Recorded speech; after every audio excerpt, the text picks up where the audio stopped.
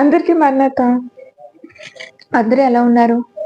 దేవుని కృపను బట్టి అందరూ క్షేమంగా ఉన్నారని ఆశిస్తున్నాను. మరి ఈరోజు ఈ వాక్యము చదువుకున్న సమయంలో యెషయా గ్రంథంలో ఈ వాక్యం చదువుతుంటుంటే ఇందులో ఒక వాక్యాన్ని మీతో పంచుకోవాలని నాకు అనిపించింది. సో ఏంటి ఆ వాక్యం అంటే, నీ జీవితంలో నీతో యుద్ధం చేసే వాళ్ళున్నారా? నీతో కలహాలాడే వాళ్ళున్నారా? లేకపోతే నీతో గొడవ పెట్టుకునేవారు, ఎవరైనా శత్రువులు ఎవరైనా ఉన్నారా?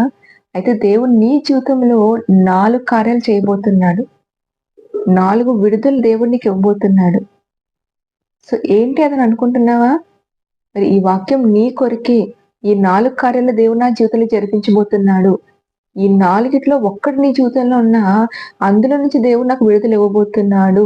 ఆయన నాకు తోడుగా ఉన్నాడు అని నమ్మినట్లయితే ఈ వచనం చదివాక దేవుడు నాకు విడుదల దయచేయబోతున్నాడు అని. ఆ వాక్యం ఏంటో చూసేద్దామా?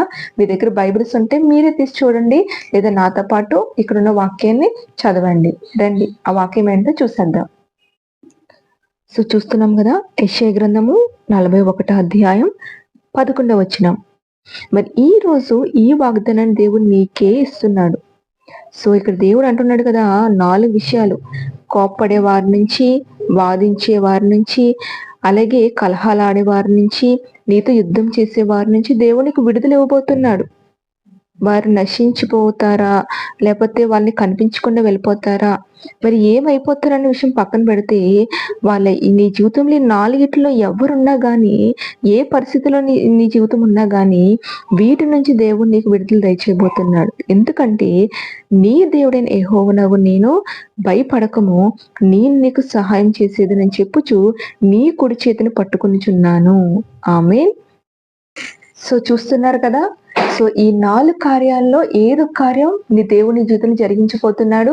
నీ జీవితంలో కోప్పడేవారున్నా, నీతో యుద్ధం చేసేవారున్నా, నీతో కలహాలాడేవారున్నా, సో నిన్ను వేధించేవారు, వాదించేవారున్నా, వీళ్ళ నుంచి దేవుడు నీకు విడుదల దయచేయబోతున్నాడు. సో కాబట్టి ఎందుకంటే దేవుడి యొక్క హస్తం నీతో ఉంది, దేవుడు నీతో ఉన్నాడు. భయపడక ఈరోజు దేవుడికి వాగ్దానం చేస్తున్నాడు. ఈ వాగ్దానంతో నీతో మాట్లాడినట్లయితే నిజంగా నీ జీవితంలో గొడవ పడేవారు, కలహాలు పెట్టేవారు, యుద్ధం చేసేవారు, నీతో వాదించేవారు ఎవరొక్కరు ఖచ్చితంగా మన జీవితంలో ఉంటారు కదా. వాళ్ళెవరైనా నీ జీవితంలో ఉన్నట్లయితే దేవునికి విడుదల దయచేయబోతున్నాడు.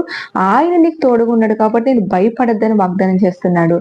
ఈ వాక్యంతో దేవునితో మాట్లాడినట్లయితే అది అవునైతే ఆమేన్ అని మెసేజ్ చేయండి. మరణాత.